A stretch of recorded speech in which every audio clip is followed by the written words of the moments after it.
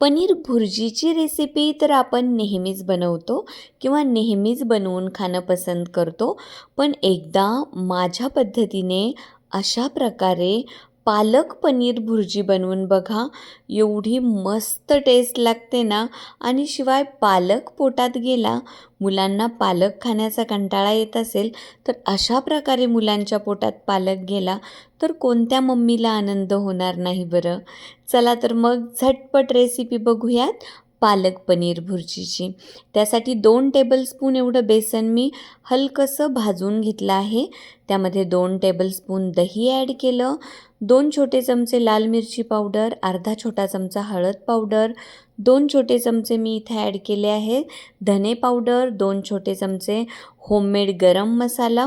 आता सगळा फ्लेवर, मस्त असा फ्लेवर ह्या होममेड गरम मसाल्याचा आहे. नंतर मीठ आणि थोडंसं पाणी ॲड करून एक मस्त अशी थोडीशी पातळ पेस्ट बनवून घेतली.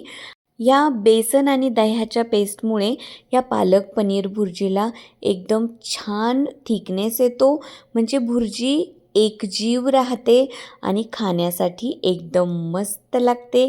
यात सगळ्या मसाल्यांचा फ्लेवर एवढा छान उतरतो ना, एकदम भन्नाट टेस्टी अशी पालक पनीर भुर्जी बनते. तर बघा, त्यासाठी 1 चमचा एवढं मी तेल घेऊन त्यामध्ये जिरे फ्राय करून घेतलेत, फाईनली चॉप केलेला कांदा, मीठ टाकून छान पारदर्शक होईपर्यंत परतवून घेतला. कांदा अगदी व्यवस्थित परतवून घ्यायचा. आता ह्या स्टेजला तुम्ही इथे अद्रक लसूणची पेस्टसुद्धा ॲड करू शकतात.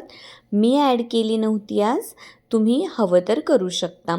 आणि त्यानंतर मी इथे 2 मध्यम आकाराचे टोमॅटोज कट करून ॲड केलेत.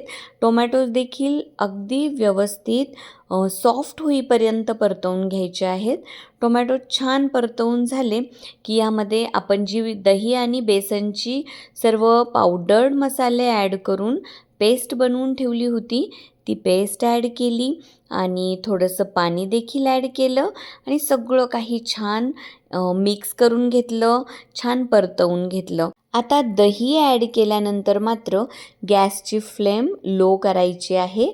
सगळं काही छान मिक्स करून घेतलं की स्वच्छ धुवून कट करून ठेवलेली पालक ह्यामध्ये ॲड केली आणि पालकसुद्धा ह्या पेस्टमध्ये अगदी व्यवस्थित मिक्स करून घेतली आणि छान परतवून घेतली.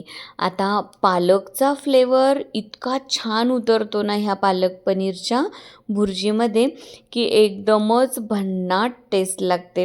एकदम छान सगळं एकजीव झालं, छान परतवून घेतलं की झाकण ठेवून जरा वाफेवर शिजू द्यायचं. आणि त्यानंतर हे माझं होममेड पनीर आहे, ते छान बारीक किसून मी ह्यामध्ये ॲड केलं. पनीर किसल्यानंतर भुर्जीचा लूकसुद्धा एकदमच छान येतो. हवं तर तुम्ही फक्त मॅश करूनसुद्धा पनीर ॲड करू शकतात. पण अशा प्रकारे पनीर जेव्हा तुम्ही किसून ह्यामध्ये ॲड करताना भुर्जी एकदमच मस्त दिसते. टेस्ट तर छान होणारच आहे, पण दिसायलासुद्धा एखादा पदार्थ छान असेल ना तर मनापासून खावा वाटतो. माझ्या छोटीला तर एवढी जास्त आवडली ना ही भुर्जी की दुसऱ्या दिवशी उरलेल्या भुर्जीचे मस्त टिफिनसाठी सँडविचेस बनवून मी तिला दिले होते. त्या सँडविचेसचं सुद्धा तिच्या फ्रेंड्सने एवढं कौतुक केलं ना, आणि ती तर एकदमच खुश असते जेव्हा तिचे फ्रेंड्स तिच्या टिफिनमध्ये जे मी बनवून पाठवलं आहे त्याचं खूप जास्त कौतुक करतात. आता बघा इथे नंतर मी थोडंसं बटर ॲड करून ते मेल्ट होऊ दिलं आणि मिक्स करून घेतलं. एकदम जबरदस्त बनते ही भुर्जी. सर्वांनी ही रेसिपी नक्की ट्राय करा आणि माझ्या चॅनलला सबस्क्राईब करा. Thank you so much. Bye bye.